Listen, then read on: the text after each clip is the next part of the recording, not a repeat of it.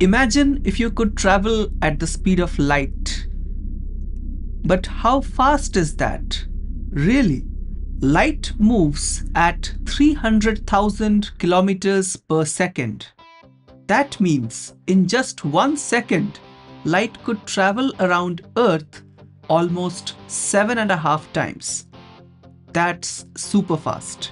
The exact speed of light is 299,792,458 meters per second. But let's keep it simple.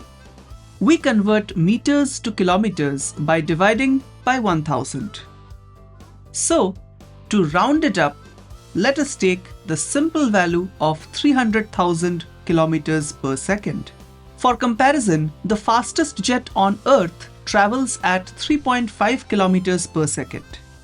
But light is 85,000 times faster.